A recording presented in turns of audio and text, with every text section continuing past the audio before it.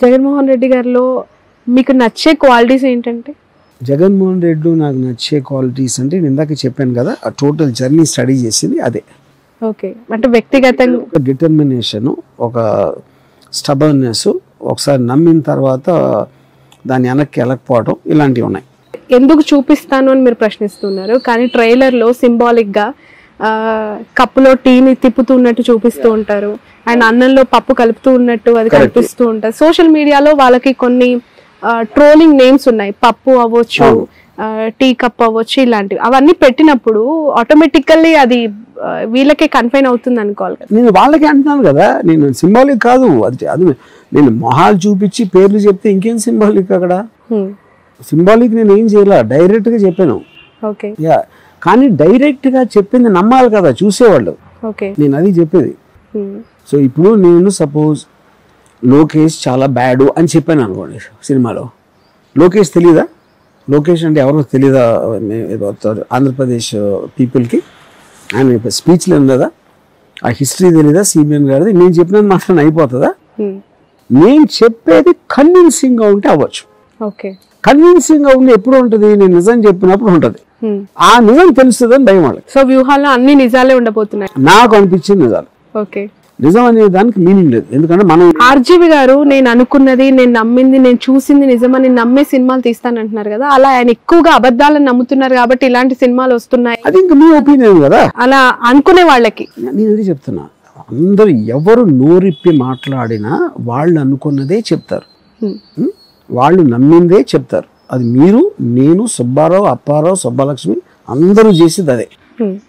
దాంట్లో ఎవరిది కన్విన్సింగ్ గా ఉంది, అంతమంది వింటారు అనేది అది ఓన్లీ టైం చెప్తుంది. బట్ మీరు వేసే ట్వీట్స్ అన్ని కూడా వైఎస్ఆర్సీపీ కావచ్చు, ఆ పార్టీకి, అక్కడున్న లీడర్స్కి అన్ని పాజిటివ్గా, చంద్రబాబు నాయుడు గారికి, లోకేష్కి నెగిటివ్ కావాలని వాళ్ళని ఏదో డిఫేమ్ చేస్తున్నట్టుగా ఉంటాయి అనే వాళ్ళకి. అరే నేను చెప్తున్నాను కదా, నేనే చెప్తున్నా, నేను ప్రో జగను అని చెప్పా, నాట్ ఫర్ సిబిఎన్ అని చెప్పా. ఎందుకంటే జగన్ గారు అంటే ప్రేమ కాదు, ప్రేమ అది పర్సనల్ ఎమోషను, ఇష్టం అనేది పర్సనల్ ఎమోషను.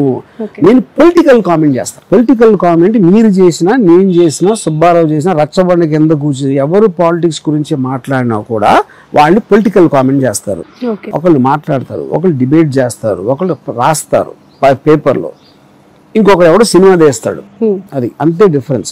ఆర్జీవి గారికి ఏమైనా పొలిటికల్ ఇంట్రెస్ట్ ఉందా? ఫ్యూచర్ లో ఎప్పుడైనా రాజకీయాల్లోకి వచ్చే అవకాశం? అస్సలు నేను ఆ టైం అలా వేస్ట్ చేసుకున్నాను. అంటే ఉన్న రాజకీయ నాయకులంతా టైం వేస్ట్ చేయాలి.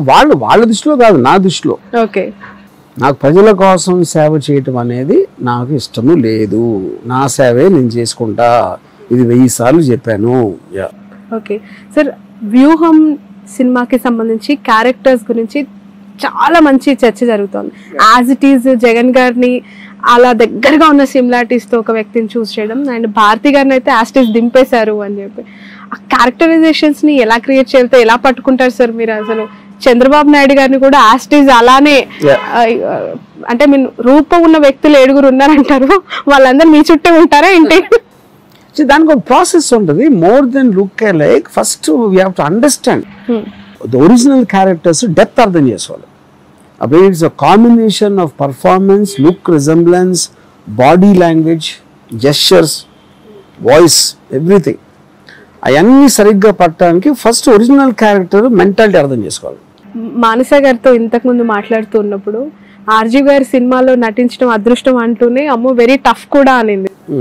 చాలా రీటేక్స్ చేసి చాలా ఇబ్బంది పెట్టారట. అంటే మీరు అనుకున్నది అది రావడానికి ముందుగానే వాళ్ళకి ఆ సినిమా అంటే వాళ్ళ బిఫోర్ సీన్స్ అన్ని చూపించడం జరిగిందా? ఎలా వాళ్ళని మౌల్డ్ చేశారు సార్ ఈ స్క్రిప్ట్ కి? చాలా ఒక ప్రాసెస్ టోటల్ గా. But she's a fantastic actress and she has done very well.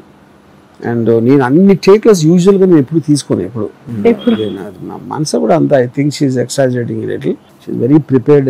In spite of language తెలియకపోయినా చాలా ప్రిపేర్ అయి వస్తుంది. సో మానస కూడా నాకు ఎవరో పంపించారు ఒక photo.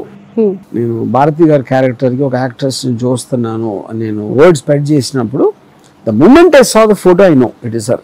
But they are eagerly waiting sir, మీరు ఎప్పుడు తీసుకెళ్లి జగన్ గారిని భారతి గారిని కల్పిస్తారు అని చెప్పి. ఆ సిచ్యువేషన్, ఆ సందర్భం కోసం ఎదురు చూడొచ్చా? తొందరలో ఉంటుంది. చెప్పారా సార్? చూపించారా జగన్ గారికి, భారతి గారికి చూపిస్తాను ట్రైలర్ కానీ ఇప్పటి వరకు? బట్ ఆ మధ్య ఏదో స్క్రిప్ట్ డిస్కషన్స్ జగన్ గారితో చేశారు అని చెప్పి మీరు కలిసిన తర్వాత వచ్చిన rumours. That is not true. ఆయన ఏమైనా ఇన్వాల్వ్ అయ్యారా అసలు ఈ సినిమాకి సంబంధించిన స్క్రిప్ట్ లో? అసలు ఓకే.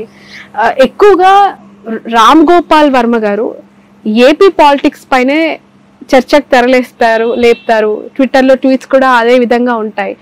ఎందుకు తెలంగాణ పైన మీకు అసలు ఒపీనియన్ లేదా? లేదంటే తెలంగాణ ఒకటి నేను ఫాలో అవ్వలేదు ఇప్పుడు. ఇదంటే ఎంతో కొంత నేను జగన్ గారిని కానీ మన ఆల్మోస్ట్ లక్ష్మీ ఎన్టీఆర్ టైం నుంచి ఫాలో అవుతున్నా.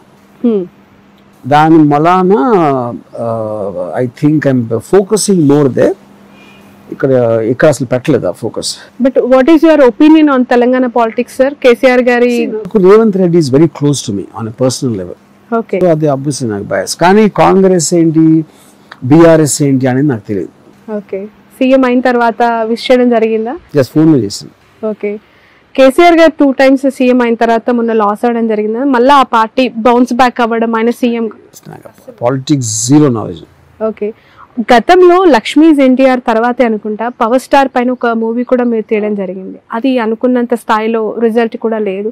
ఈ మూవీలో పవర్ స్టార్ గారిని పెట్టడం వల్ల వచ్చే మైలేజ్ ఏంటి అంటే? ఇప్పుడు అది 25 minutes షార్ట్ ఫిలిం ఒకటి, ఇది పవర్ స్టార్. దాంట్లో we made lot of money. Chandrababu Naidu గారి అరెస్ట్ని ఏ విధంగా చూసారు సార్ మీరు? ఏముంది చూడటానికి, వాళ్ళు పోలీస్ ఇన్స్టిట్యూషన్ చెప్పారు స్కామ్ గురించి. And obviously we're all living under the law కాబట్టి ఆ లా ప్రకారం కోర్టులో ప్రైమా ఫేసి ఎవిడెన్స్ అనేది ప్రూవ్ అయింది కాబట్టి they gave him for remand. Okay. Lokesh గారు ఈ సినిమాని అడ్డుకుంటున్నారు అని తెలిసిన తర్వాత ఎప్పటికైనా ఈ సినిమా రిలీజ్ అవ్వదు అని చాలామంది శపథం కూడా చేశారు, ఆపేస్తాము అని చెప్పి వార్నింగ్ కూడా ఇచ్చారు. అనిపించిందా సినిమా రిలీజ్ కాకపోతే ఏంటి? ఎవరిని ఆపలేరు, ఊరికనే మాట్లాడతారు. ఫస్ట్ ఆఫ్ ఆల్ ఎవరిని ఎట్లా ఆపుతారు? మన అందరం కలిసి ఒకే కాన్స్టిట్యూషన్ కింద ఉన్నాం కదా. సినిమా అనేది లీగల్ బిజినెస్. సినిమాటోగ్రాఫిక్ యాక్ట్లో ఏం రూల్స్ ఉన్నాయి మాకు తెలుసు, ప్రీవియస్ కోర్ట్ జడ్జ్మెంట్స్ కూడా మాకు తెలుసు. అలాంటప్పుడు ఏమిటి చెప్పడం? వీళ్ళు పాలిటికల్ ఆస్పెక్ట్ వాళ్ళు చంపేస్తా, నా ఊరు రా చూస్తా అని అంతు అనేది రిటారిక్ అంటారు దాన్ని. రైట్.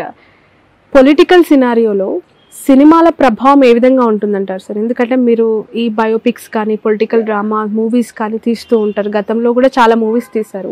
వాటి ఇన్ఫ్లుయెన్స్ ఈ ఎలక్షన్స్ ముందు రిలీజ్ చేయడం అది ఇంపాసిబుల్. అందుకని ఇందాక చెప్పాను నేను. ఏ డైరెక్టర్ అయినా, నేను కానీ ఎవరు కానీ, వాడు నమ్మింది వాడు ఒకటి తీస్తాడు. అది రిసీవర్కి దాని మీద ఎంత అవగాహన ఉంది దాన్ని బట్టి అతను చూస్తాడు, మెజర్ చేసుకుంటాడు. అది ప్రతి ప్రేక్షకుడికి డిఫరెంట్ లెవెల్లో ఉంటుంది. అది అంటే కొన్ని డేస్ గ్యాప్లోనే యాత్ర ఆల్రెడీ రిలీజ్ అయిపోయింది, పెద్దగా థియేటర్స్లో కూడా నిలబడలేదు. అండ్ ఇప్పుడు ఈ వ్యూహం కూడా రాబోతోంది, ఇది కూడా పెద్దగా థియేటర్లో ఆడదులే అని చెప్పి చాలా లైట్గా మాట్లాడుతూ ఉన్నవాళ్ళు. తెలియదు కదా, అదే కదా. ఇప్పుడు రెండు డిఫరెంట్ సినిమాలు. అప్రోచ్ ఆఫ్ వ్యూహం is very different from approach of యాత్ర. కానీ జనం ఏం ఆలోచిస్తున్నారని అప్పుడే తెలుస్తుంది, నాకు తెలియదు. ఓకే.